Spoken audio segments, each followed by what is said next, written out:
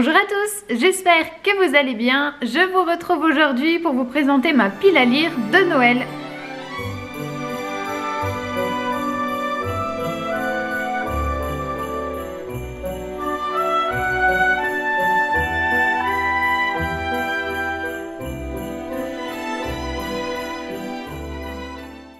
Vers la période de fin novembre, début décembre, moi je suis totalement dans l'ambiance de Noël, sapin de Noël, déco de Noël. Cette année on a fait dans le kitsch, enfin j'ai fait dans le kitsch avec des guirlandes partout, un sapin de Noël qui touche le plafond alors qu'il n'y en avait pas forcément besoin, les chansons de Noël, etc. Enfin voilà, je suis dans le kiff total et dans le kitsch total également.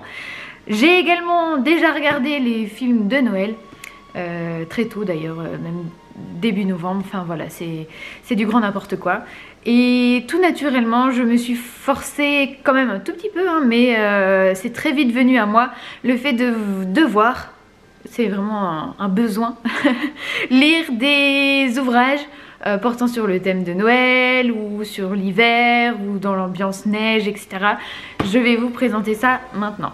J'ai fait deux piles, il y a une pile que j'ai vraiment très envie de lire là tout de suite, cette année, faut pas que je passe à côté de ces ouvrages. Et il y a une autre pile également que je vais vous présenter avec des ouvrages que j'ai lus les années précédentes ou des ouvrages que je souhaite lire mais peut-être dans une palle un petit peu plus secondaire. Voici vite fait, ça c'est la palle prioritaire. On commence tout de suite avec Et nous danserons sous les flocons de Clarisse Sabar aux éditions Charleston. C'est un ouvrage que j'ai souvent vu passer sur les réseaux sociaux et sur Booktube. C'est un ouvrage qui m'a tout de suite accroché par la couverture et parce que l'autrice que j'aime beaucoup, que j'ai découverte avec Les Lettres de Rose, et j'ai adoré cet ouvrage. Alors je voulais forcément lire une de ses romances puisque c'est pas la première romance de Noël de Clarisse Sabar, elle en a déjà écrite deux. Donc c'est la troisième, c'est pas une suite, mais je pense que je découvrirai les autres très rapidement parce que cet ouvrage m'a totalement plongée dans l'ambiance de Noël. Si vous êtes friand ou friande des films de Noël à la télé, vous allez adorer celui-ci. Il reprend tous les codes de moi, ce que j'aime trouver dans les films de Noël. À cette période de l'année, j'ai besoin d'humanité, de douceur, de beaux messages, voilà, du tout doux, du sucré. On retrouve tous ces ingrédients à l'intérieur de cet ouvrage. C'est très gourmand, on est avec des personnages qui adorent cuisiner, ça sent le pain d'épices, le lait de poule, il y a de la neige partout, voilà, c'est les festivités de Noël.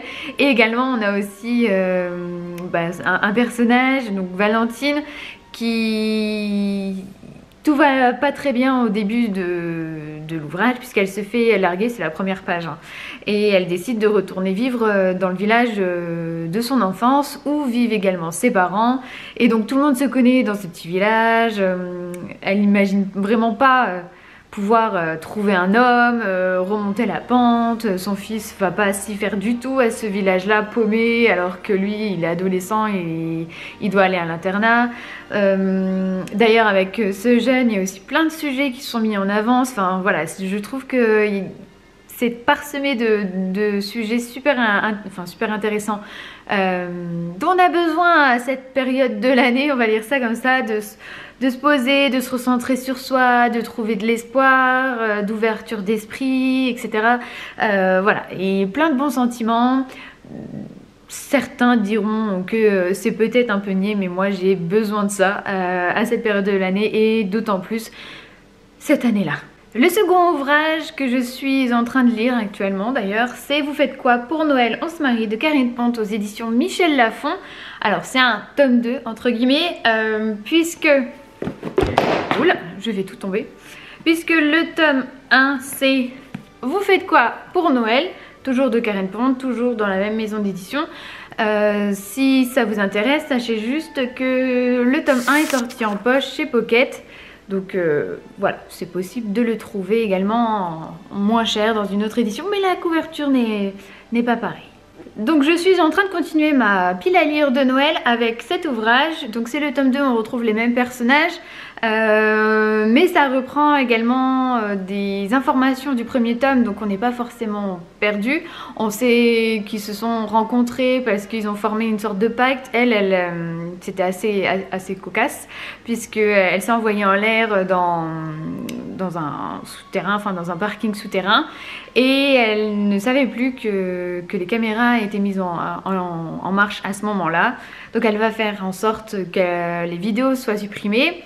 Elle va donc faire un pacte avec le gars qui gère la vidéosurveillance, qui se trouve être un jeune homme plutôt pas mal, qui a besoin d'une compagne qui peut y servir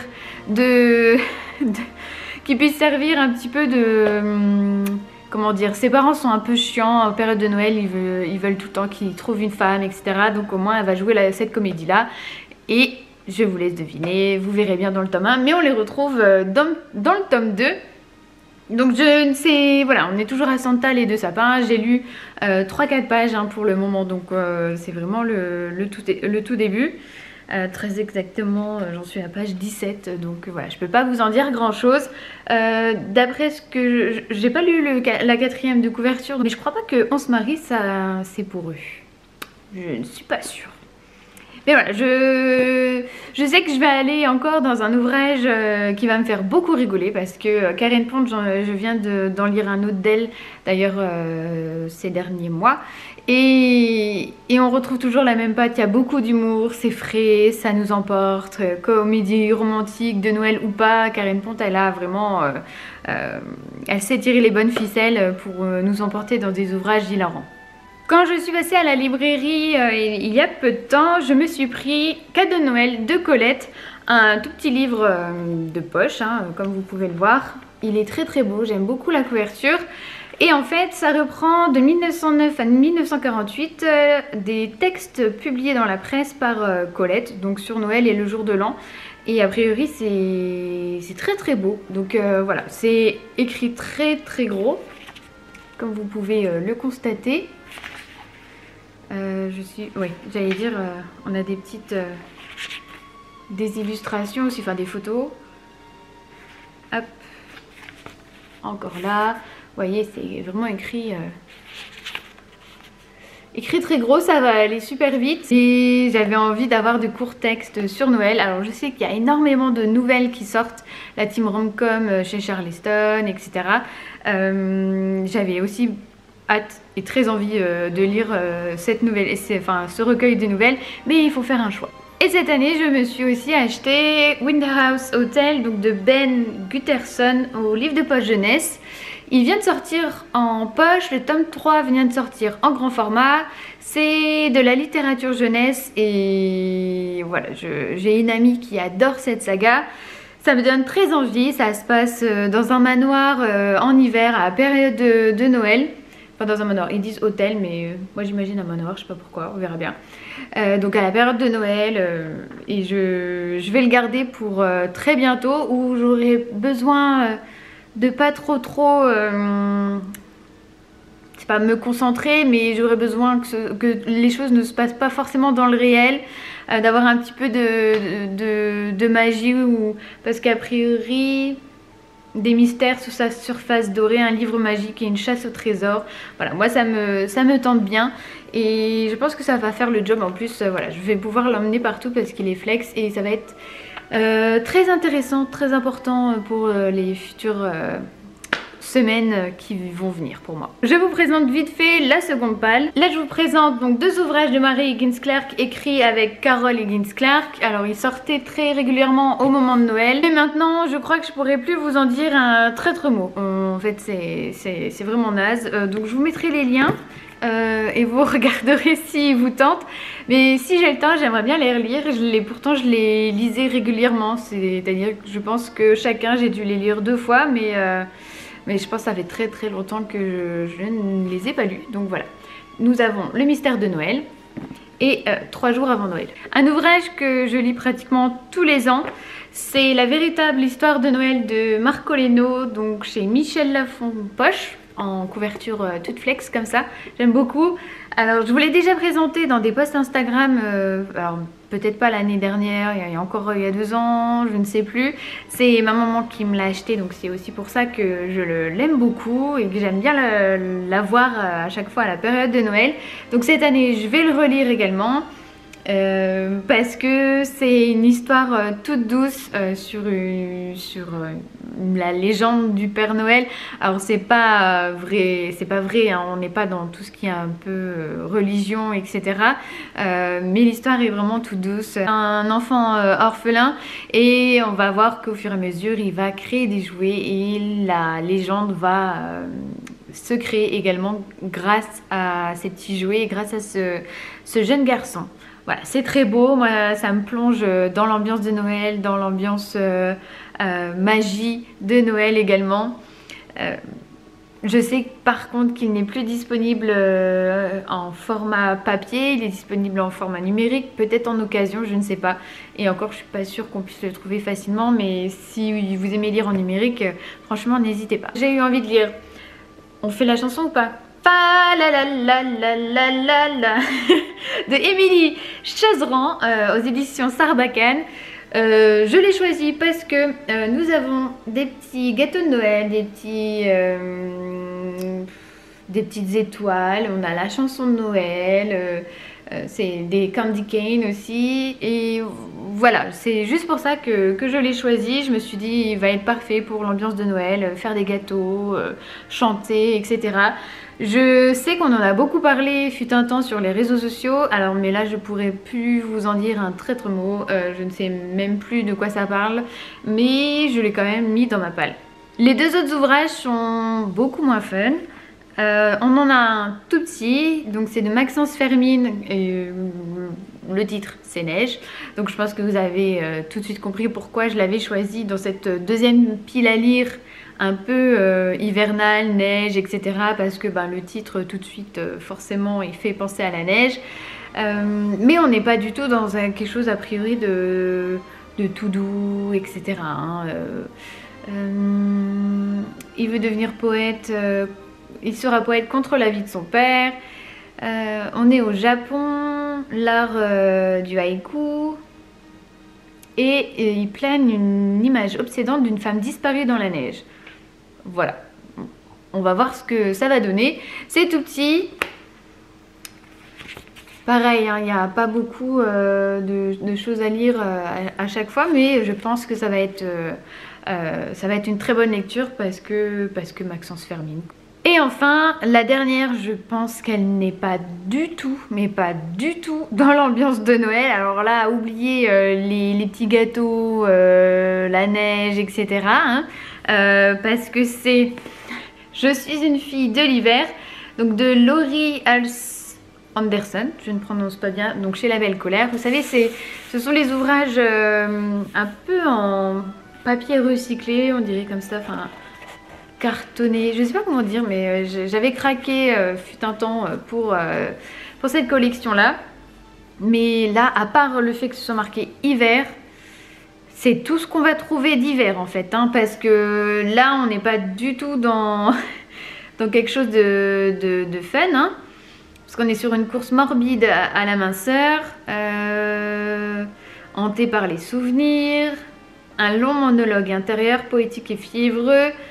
Voilà, je pense que ça va pas du tout être doux, aussi relaxant, aussi cocooning que les autres ouvrages que j'ai pu vous présenter. Mais pourquoi pas, parce qu'il faut aussi que je lis, ça fait longtemps qu'il est dans ma bibliothèque. Et puis via le titre hiver, il rentre dans la palle. Donc j'espère le lire. Voilà pour ma pile à lire de Noël, j'espère que la vidéo vous aura plu. Si vous avez des idées, si vous avez des avis également sur les ouvrages, je reste à votre écoute. J'ai également d'autres livres que je souhaite lire durant les fêtes de fin d'année. Par exemple, j'ai lu l'Icabog de J.K. Rowling qui... Voilà, moi, je vous en parlerai plus en détail de l'ouvrage, de l'autrice, etc.